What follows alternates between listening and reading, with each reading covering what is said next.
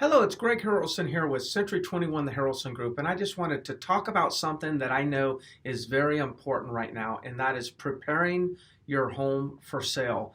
The National Association of Realtors just put out a statistic that said 77% of all homeowners that have been thinking about selling are starting to now go into the preparation phase, to get their properties ready to put on the market. So I wanted to kind of speak to that conversation and make sure that my community, the people that watch these videos, understand what you need to do if you're thinking about selling sometime in the near future. I've got a few ideas here that I know. Just keep in mind, I've got 25 years of experience in selling real estate in this area and have sold thousands and thousands of properties.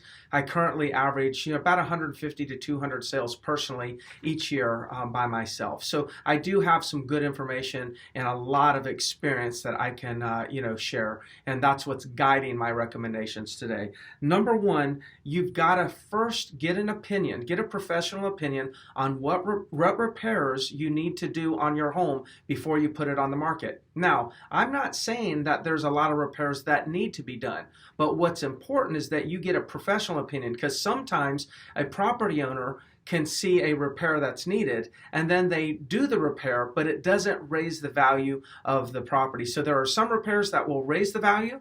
There are some repairs that really won't do anything to the value. And then there's some repairs that if you don't do them will bring the value down. And that is something that I can kind of share with you and give you some guidance there. That's important.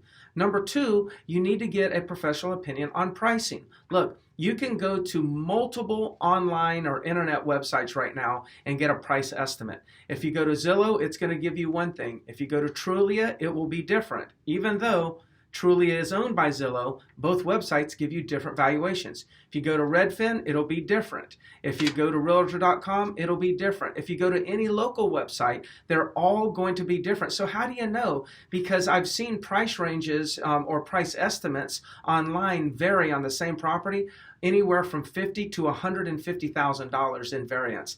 That's just something that's too much variance there for you to be able to make sound decisions on what your property's value is. Now, I do like those price estimates because it does give you some ranges, but you don't want to risk mispricing your largest asset, especially when you're thinking about selling that property. It could cost you thousands. I've seen people, sellers, underprice their property. I've seen them overprice their property. I've seen buyers pay a lot less than they should have for a property, and I've seen buyers pay too much for a property. So a lot of mistakes are made if you're relying on the estimates online. Again, they serve a purpose to give us an estimate, but you really need to get a much better opinion from a professional that has experience in selling properties like yours.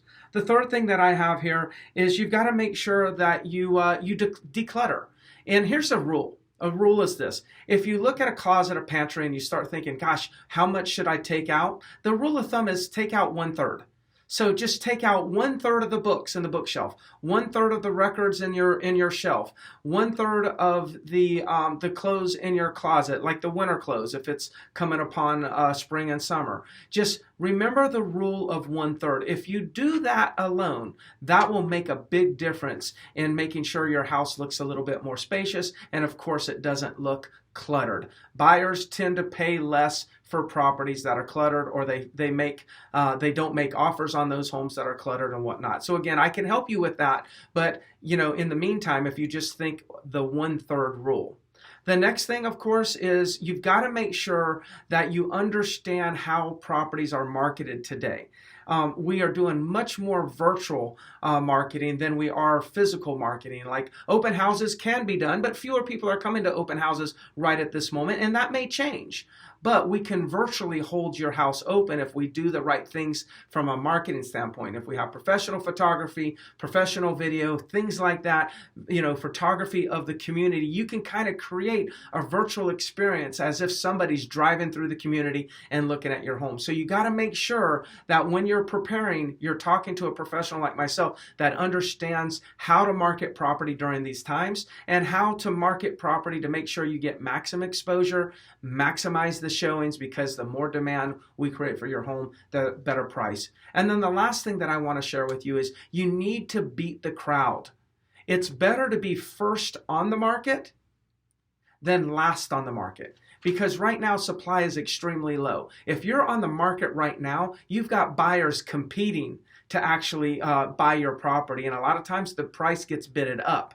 But if you're kind of late to the game and everyone else has got their properties on the market and the inventory is high, and then you put your property on the market, now you're competing against sellers to get the buyer. You want buyers competing to get your property, not sellers competing to fighting over the buyer. Because when sellers are fighting over the few buyers that are out there, the price is lower. When buyers are fighting for the few listings out there, prices go up. Prices are higher, and it's a seller's market. So those are some things that I'd be considering if I was preparing my home for sale. I would love to help you if there's any way I can. My name again is Greg Harrelson, Century 21, the Harrelson Group, and I can be reached at 843-457-7816. Talk to you soon.